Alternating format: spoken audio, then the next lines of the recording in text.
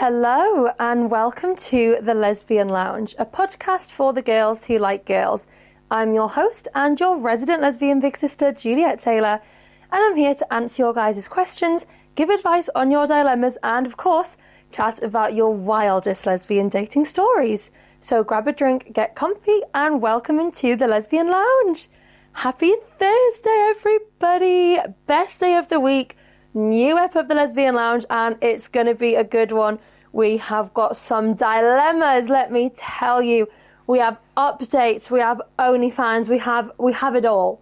It's going to be a good one, so make sure you stick around until the end. But first, we must catch up. How are we all doing? I hope you're all well. You know what I'm really craving right now? And I'm going to try and convince Lucy to let us have it for tea tonight. I really want a thin and crispy margarita pizza from Domino's with a Diet Coke. Now, I can picture this Diet Coke in a specific cup. Has to be like one of them like glasses, like a round bottom glass with ice and Diet Coke from the can, not from the bottle, must be from the can. My favourite type of Diet Coke is the one from like a fountain, like fountain Diet Coke. When you get that on holiday in America, it hits so different, but they don't do that in the UK. So like it has to be from a can. And I just want that with thin and crispy, like piping hot Domino's pizza. I only like Domino's if it's a thin and crispy. I don't like it when it's like thick and stodgy. I want a large, thin and crispy margarita pizza from Domino's with a crispy, cold, icy Diet Coke. What's everyone's favourite drink? Maybe that's going to have to be a question of the week 1 week, because I can dabble between, probably not that many. I say like top of the pops is a Diet Coke, Coke Zero, Pepsi Max. They're my three. Like, you're all probably going to come from me, like, I can't taste a massive difference. Like, obviously there's differences, but they're all fairly similar. I used to never really be on the Pepsi train as much, but at the Raven, Lucy's bar, it's Pepsi Max on draft. Is that what it's called? On draft or tap? I don't know. On the, like, machine. So I drink Pepsi Max probably too much, like 7 times a day. Like, another Pepsi Max, please hit me up. At least I'm not, like, rinsing them like expensive alcohol. I'm just drinking the Pepsi Max.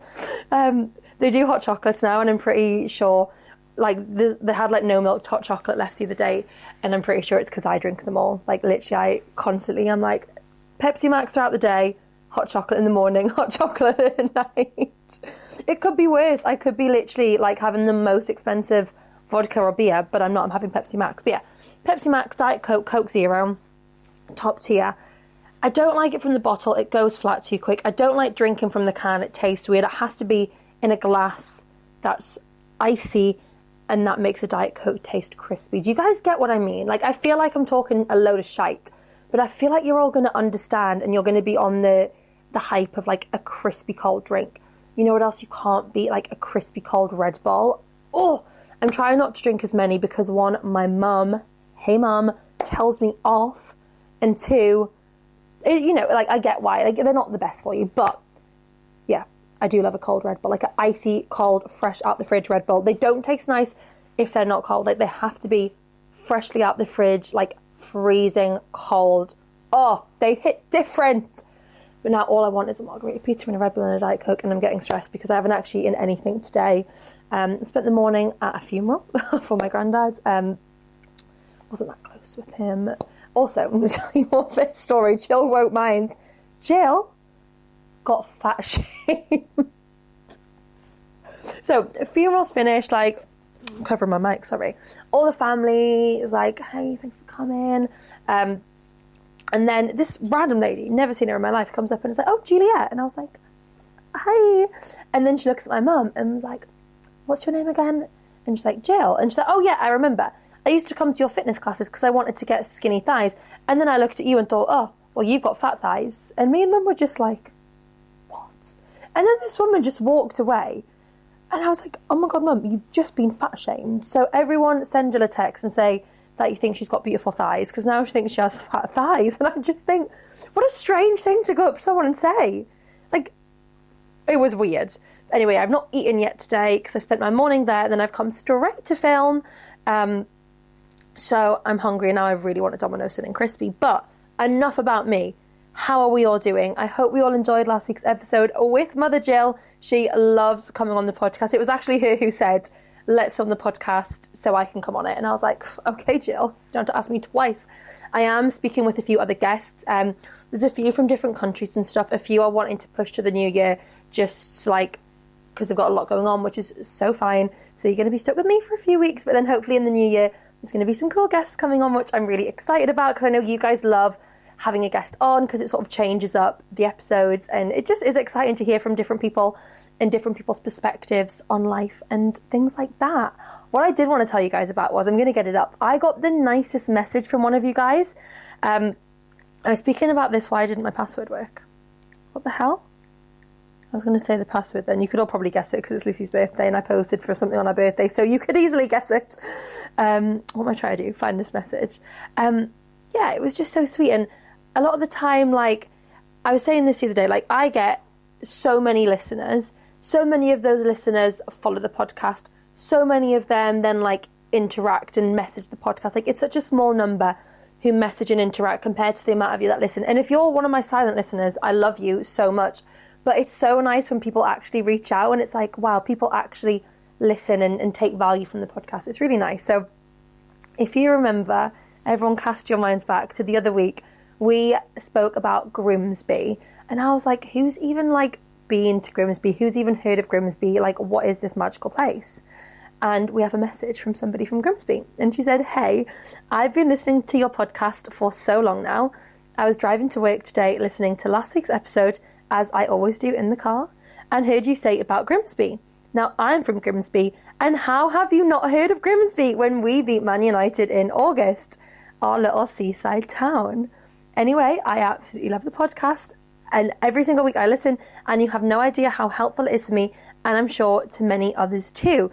Me and my girlfriend, well, fiance now, would love to come to one of your events. We will keep our eyes open. Keep up the amazing work. Like, are you joking? What a lovely message. And I literally replied, I was like, oh my God, a Grimsby gal. Like, I'm so sorry for like the Grimsby lack of knowledge. Like, you go Grimsby. I'm going to have to plan a trip to Grimsby now, aren't I? It sounds like a cute little seaside town. I love a seaside town. Fish and chips, arcades. Sounds like my kind of thing. But yeah, I just thought that was so lovely that she took the time out of her day to message, and it was just so cute.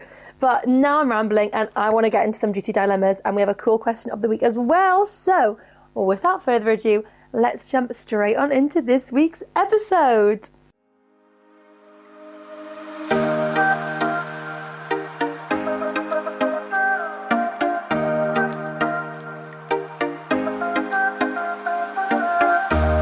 Okay, so this week's question of the week is, give me a kiss, marry, kill sapphic edition. So you guys have sent me in your people, and I'm going to say if I would kiss, marry, or kill them. Now, some of you have also told me if you would kiss, marry, or kill them, so that's cool for you too. So first up, we have Sabrina Carpenter, Chappell Roan, Billie Eilish. Okay, this one's quite easy, I think. Now, I think I'm going to kill Chappell Roan just because I've seen she has like a bit of an attitude and I have an attitude and I just think we'd clash. I'm going to kiss Sabrina Carpenter because she's gorgeous, and I'm going to marry Billie Eilish so then she can sing Guess to me all the time and I'll be like, guess the colour of my underwear, because that is the fittest song in the world. So there we go. Okay, another one with Chappell Roan. We have Jojo Siwa, Chappell Roan, and Renee Rapp. Oh, I feel like, okay, this time I'll kill Jojo. No offense, Jojo, because sometimes she does actually look fit. Like when she has her hair in them two little French plaits and she's playing baseball, I was like, oh, Jojo. So we'll kill Jojo. I'll kiss Chappell Roan, and I'm marrying Renee Rapp.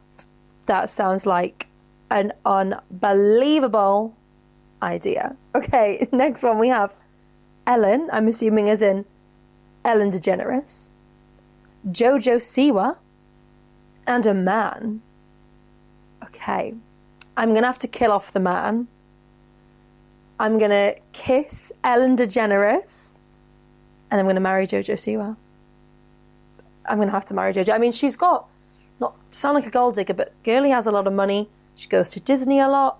She's like a dancer and a singer. I feel like that could be a pretty fun life. So We're going to go with that. Someone's put me in here. I can't marry or kiss or kill myself. We've got Juliet Taylor, Renee Rapp, and Billie Eilish. Well, maybe you guys could answer this one for me. And you're all probably going to kill me off, aren't you? Because you're all going to want to be snogging and marrying Renee Rapp and Billie Eilish. Lucy, who would you choose? Because it better be fucking me. We're going to see Renee Rapp in March. And obviously, like, there's all the videos of her, like, being all sexy and stuff. And I'm like, oh my God, I'm going to have the worst time because Lucy's just going to think it's the best thing ever. Well, I'm going to marry myself. I'm going to kiss Renee Rapp. And I'm going to have to kill Billie Eilish. No offence. Okay, next one. This is a good one. Gillian Anderson, Lucy Bronze, and Hailey Steinfeld. Okay. I feel like I'm going to kill Hailey Steinfeld because I feel like Gillian Anderson would be a good kisser. So I'm going to kiss her. And of course, I am marrying my wife, Lucy Bronze. I mean, she doesn't know it, but in my mind, like, we are married. Like, the football was on in the Raven the other day. Actually, no, I have two wives. I have Lucy Bronze and Katie McCabe. The Arsenal match was on. There was a dart tournament playing in the bar. Lucy was playing in it. I signed her up. Arsenal's on the telly. Lucy's turn is on, but Katie McCabe's on the telly. And I was like, sort of, you know, watching both. And Ellis, one of the lads from the bar, is like, your wife is playing darts. You should be watching and cheering her on.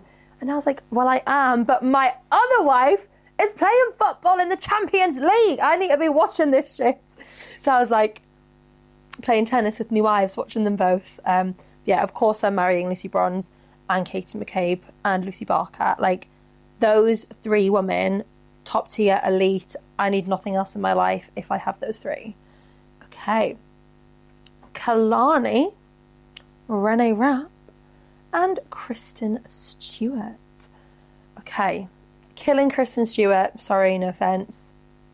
I'll kiss Kalani and I'll marry Renee Rapp.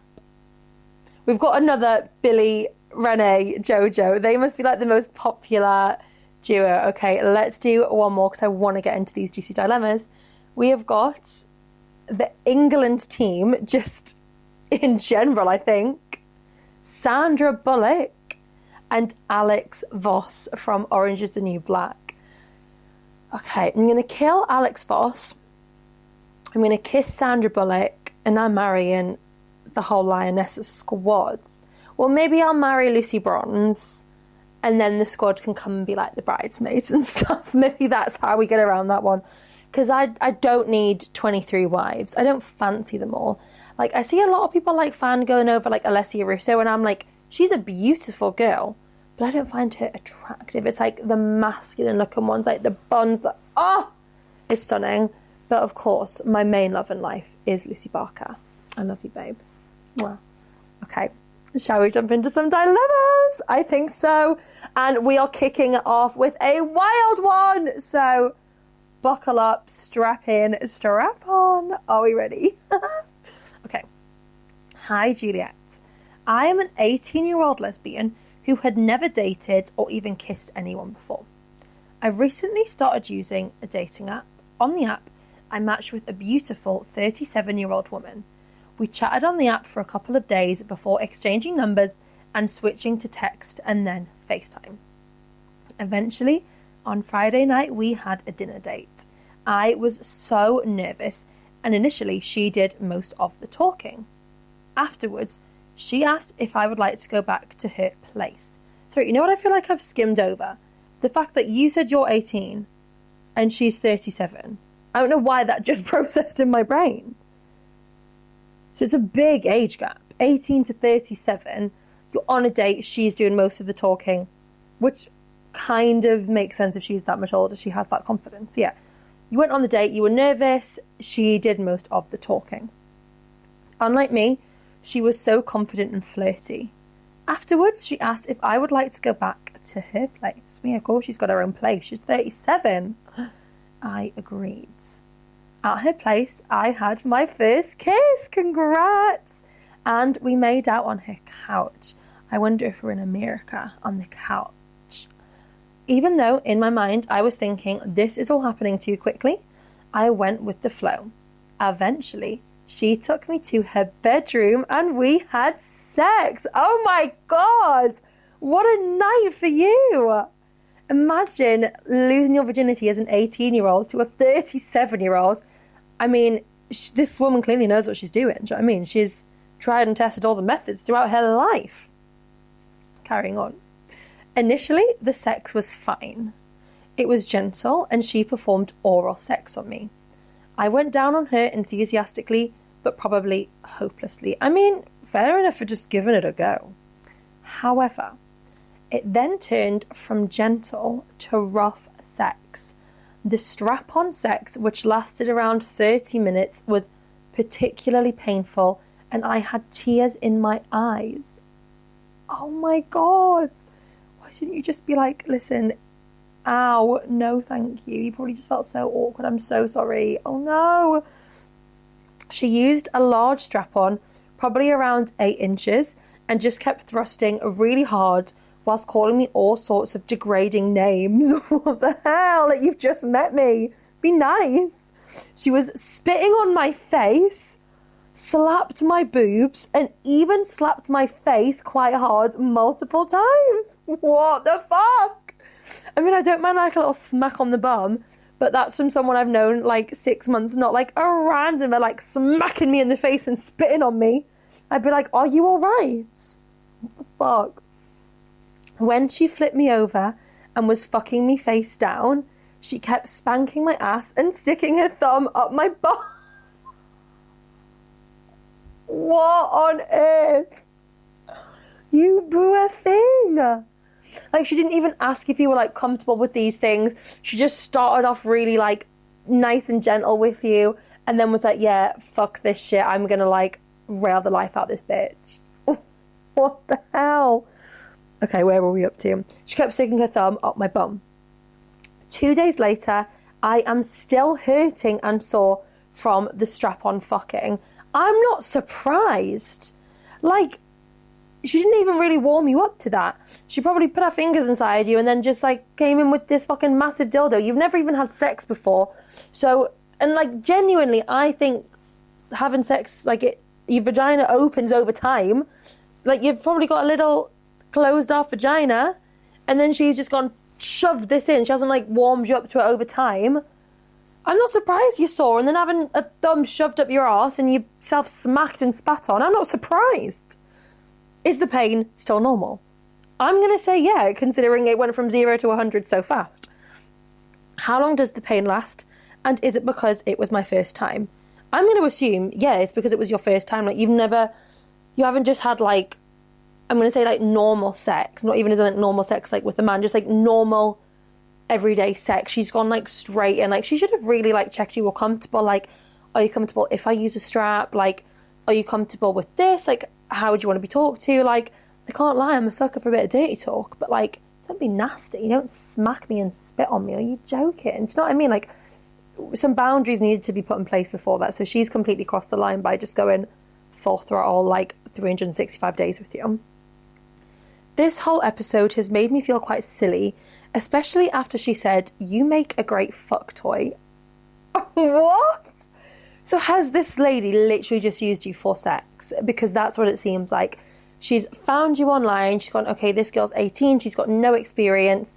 I'm just going to completely use and abuse her. That's horrific. I knew when she invited me back to her place that sex was a distinct possibility, and it was all consensual as I agreed to it. Well, yeah, you agreed to have sex. You didn't agree to have a thumb shoved up your bum. Do you know what I mean? Like, there's a line, and she crossed it. But being a virgin, I guess I didn't realise what having sex fully consists of, and was embarrassed to tell her that I was uncomfortable and in pain, which is fair enough. Like, you know, you're in that like intimate moment with someone that you've never met before. Like, it's probably really awkward to like stop what's happening and be like, actually, that doesn't feel nice and I'm a bit uncomfortable. Like, I can see why you just sort of like went along with it, but that is genuinely horrific. Like, she's really, really crossed a boundary with you. Before I left her place, she said that she would love to see me again. Subsequently, she has sent me several texts. Should I tell her about how uncomfortable I found the experience, or just politely let her know I'm not interested in going on another date without going into detail? Oh my God. What a dilemma to kick this episode off with. Wow. I wholeheartedly think you just block this woman and never speak to her or see her again.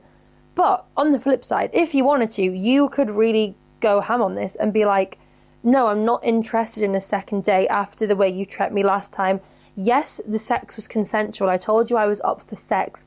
But for somebody who's so young and so unexperienced, how dare you take advantage of me by doing all those things? Like, you know, you're saying, like, I didn't really realize what, like, sex fully entailed. But that's like sex times 1,000. Like, sex can literally just be fingers and a tongue. Like, it doesn't have to be crazy, wild, slap, spit, up the bum, 8-inch dildo, up your fanny, when you've never even had a finger up there before. Do you know what I mean? Like, she's just took the piss, and I really, really think it's giving, like, predatorial behaviour. She's realised you're so young and inexperienced, and she's like, I'm just going to do whatever the fuck I want. Like, and calling you a fuck toy, like, ew. Like, fair enough if you had been in a relationship with this woman for 5 years, and you'd spoke about it, and you said, listen, I want to feel degraded and like a piece of shit. I want you to stamp on me, like pull my hair, spit on me. Like, fair enough if you'd asked for that, or she'd said, could we try this? And you'd said, yeah, I'll give it a go. I'm up for it. I'll see if I like it. But no, this woman has literally taken your, yeah, I'm down for sex, and just completely taken advantage of you. So you could really go in on her and be like, I'm actually disgusted the way you treat me. Do I want a second date with you? Like, go and sort yourself out. Like, look in the mirror. You're 37 years old. You completely took advantage of me. But I'm not a confrontational person, so I'd probably just block. Or I'd probably just, like you said, like politely be like, oh, no, sorry, I'm busy, or I'm not interested. But I think you're well within your rights to do whatever one you want. Block, like, be like, fuck you. Send her a nice message, or, yeah, you're well within your rights to be like, that was fucking vile the way you treated me. How fucking dare you? You know? You're well within your rights to do that. Wow. My brain is like frowsed. We are going to move on to a little update, guys. I love when you send updates. It genuinely fills my heart and soul. So, moving right on. Hi, Juliet. Last week, you gave me advice in response to a dilemma I had sent in. I have a foot fetish and was absolutely petrified to tell my girlfriend, especially because before we started dating, she had once said that foot fetishes were weird. Well, this past Saturday night, while we were cuddled up on the sofa, I decided to go for it and tell her that I had a foot fetish. I stole some of the wording you suggested on the podcast. It said something along the lines of, I didn't want it to put you off me before, but it's something I'm really keen to try and explore. I told her how much I love her toes, her high arches, and the soles of her feet. Okay, I'm so proud of you. Yeah, like, just go for it. Do you know what I mean? You don't want to be in a relationship the rest of your life where you feel unsatisfied and you're like, I wish I just said that I was into this, and saw what her response was. Her response was amazing. She explained that when she'd called foot fetishes weird in the past, she wasn't trying to kink shame. It was just a throwaway comment because she personally doesn't find feet attractive. The first time we had sex since telling her, I started kissing her feet, sucking each toe and licking between them, also running my tongue along the soles of her feet. At first, she had this adorably bemused look on her face, but seeing how much it turned me on, clearly started turning her on too. She began touching herself whilst I worshipped her feet. I love that. See, like, she's seeing how happy it makes you, and she's like, you know what? You're having a great time, so I'm having a great time. Later, when I was fucking her with a strap-on and missionary, her legs up in the air, her toes in my mouth, with her moaning non-stop, I honestly thought I had died and gone to heaven. Afterwards, she laughed and said that me loving her feet is basically the least effort, highest reward thing ever. The second time we had sex, she completely shocked me as she took off my socks and started sucking. Why can't I speak? Started sucking my toes. I just gasped, and the pleasure was unreal. I'm so happy for you. Like, yay. Do you know what I mean? Aren't you so happy that you just told her this? Because she's gone, you know, like, maybe this is a bit out of my comfort zone, but it's something you're so into, so I'm going to make it something that I'm into. And then you've done it, and then she's gone, you know what? I'm going to blow your socks off and get on board. Oh, yay! Juliet, if it wasn't for your advice, I genuinely don't think I ever would have told her. Thank you so much for helping me embrace my foot fetish and having a much more fulfilling sex life. Yay! I'm so happy for you. Like, genuinely, imagine going the rest of your life wanting nothing more than to have a little suck on a toe, but just being so scared to either mention it or just give it a go. Like, you've took such a big leap, so you should be really proud of yourself, because it's a really brave thing to do, to just put yourself out there, say what your fetish is, and like how lucky that you've got such a receptive girlfriend who's, you know, made comments in the past but is then sort of, you know, being like, it's just not something I'm into, but seeing how much it turns you on, she got turned on and then just fully went for it. So I'm so happy for you. Yay, claps for you. Exciting. Okay, are we ready for an OnlyFans dilemma? I don't think we are. It's a long one, guys. Buckle in. Here we go. I have been dating my girlfriend for about a year. We work for no, it doesn't even say completely. I'm lying to you. We work for different branches of the same company and initially met each other at a joint work event. I assumed her job with the company was her only job, as she never mentioned anything else. After 4 months into dating, she told me she has an OnlyFans account on the side. I wasn't too happy about it, but she assured me it was only solo content and promised she would never film with other creators. We set that as a clear boundary. Fair enough. I feel like before 4 months in, like, maybe I think even like first, second date, you want to be bringing it up, because that's a big part of your life. And as in a relationship, you know, that's your person that you see naked, and now you know that people are paying to see this person naked. Like, it's something you realistically, like, your partner deserves to know about. So I think first, second date, you should be telling them. Anyway, after about 10 months together, we moved in together, and that's when the OnlyFans thing started bothering me a lot more. I'd know exactly when she was filming, and I could see how much time she spent chatting sexually with subscribers. Yeah, that would piss me off. And then imagine she's like getting in bed with you and being like, oh babe, I can't really be asked for sex tonight. And it's like, oh yeah, but you've been like fingering yourself all afternoon for these people. And I get it, like, earn your money, but like, you still need to prioritize me, your actual partner. It feels incredibly weird to be in the same house while she is masturbating on camera for other people.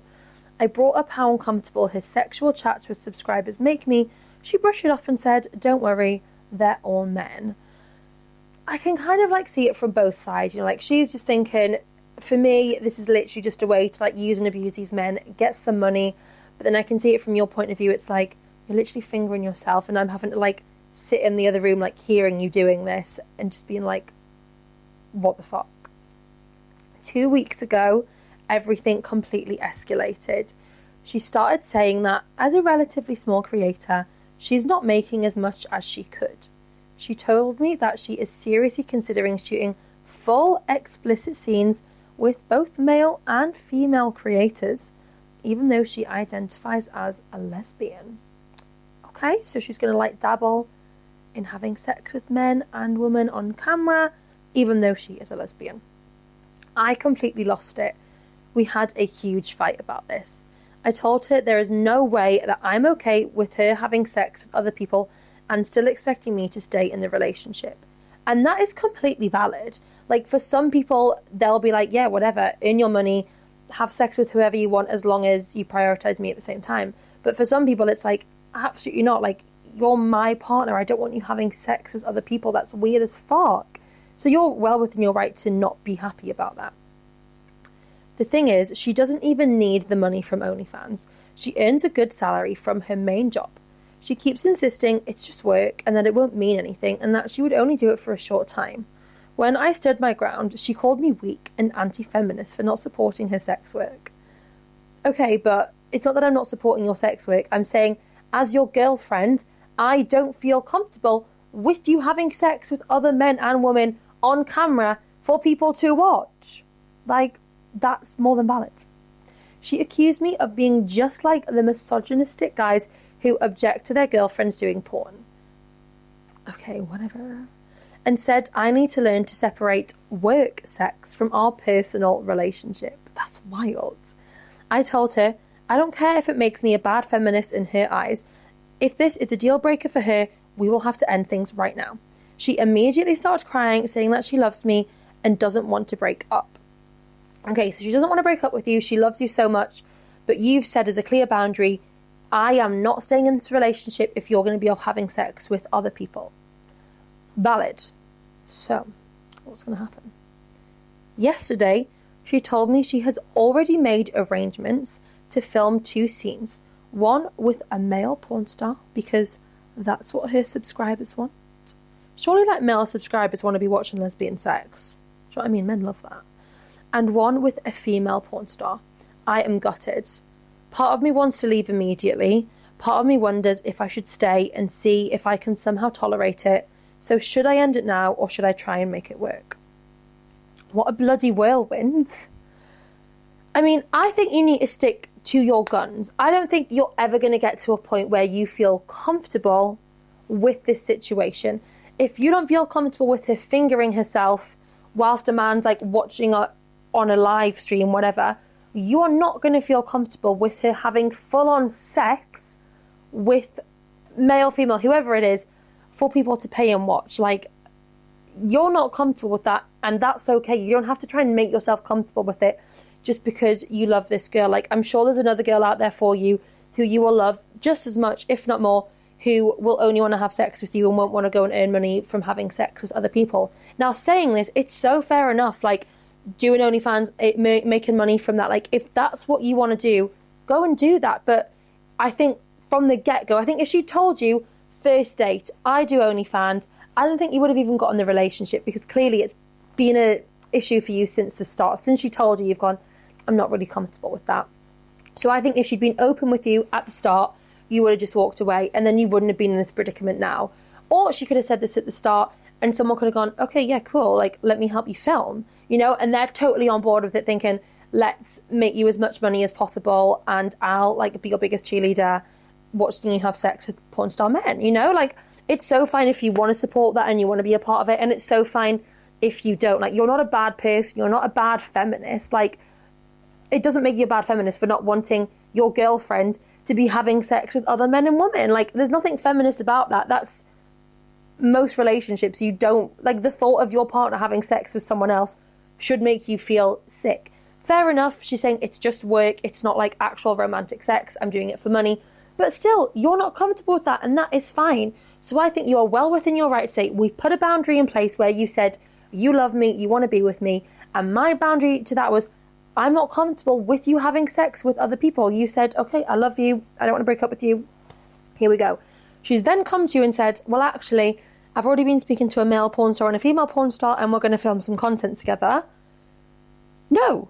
Our boundary said, you will not have sex with other people, so I'm packing my stuff and I'm leaving, or you're packing your stuff and you're fucking leaving. Like, good luck. I hope you make loads of money, and I hope that you meet someone who's comfortable with the work you do, or maybe also does the work so you can do it together. But for me, absolutely the fuck not. You are well within your right to just not be on board for that and to walk away and say, you know what, it's not for me, it's been fun while it lasted.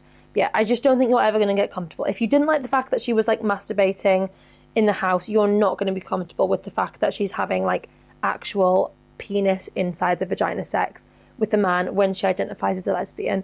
But that's what's baffling me, like saying her subscribers want to see her having sex with a man. Surely if all her subscribers are men, like, men fucking love lesbians, you know? Like, when I was, I nearly just told you what I was doing when I was in Amsterdam, when I was in Amsterdam filming something exciting that I can't tell you yet, that I nearly just blurted out once. A lot of the men were really, really curious, like, asking me questions about, like, lesbian sex and how it works, and I was like, you're all so fucking thirsty, aren't you? Like, they love it, and they all admitted, like, if they're watching porn, it's lesbian porn, it's not normal porn. So I'm really confused as to how her, like, male subscribers would rather see her have sex with a man than with a woman. But anyway, that's what they want. But still, you know, like, if you're identifying as a lesbian, for me personally, even if someone was going to pay me £1,000, I'd be like, I don't want your penis anywhere near me. I just called it a penis as well. Ew, it's a willy. I don't want your willy anywhere near me. Go fucking do whatever you want with it, but I don't want it anywhere near me. Yeah, I think walk away with your head held high. Like, you gave it a go, you tried to be okay with it, and you're not, and that's okay. Like, wish her well. It doesn't have to end on bad terms necessarily. It's just you're not comfortable with that, and she really wants to go ahead with it. So it's like, you know, you're just not meeting in the same place. You're just not aligned, and that's okay. You know, you've had a lovely relationship. You know, maybe you might even still be able to be friends out of this. I don't know.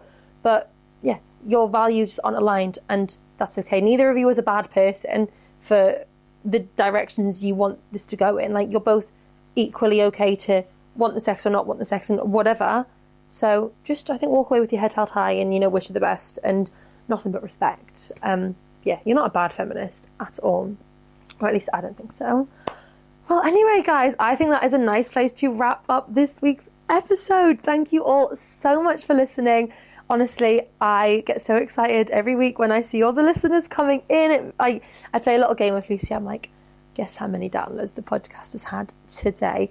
The other day, not even on a release day, just a random ass day, it was 81. And that probably sounds like such a small number to some, but in one whole day, 81 people pressed the download button on my podcast. Like, that to me is crazy. So thank you all so much. I love you all so much. Please go over to the show notes, click on our link tree and send in your dilemmas and stories and questions, because I would love to answer them all on the podcast. Everything is anonymous, so don't worry about that. Make sure you give us a follow at the lesbianlounge.podcast on Instagram and TikTok. And make sure you tune in next Thursday for a brand new episode. Love you all so much. Bye.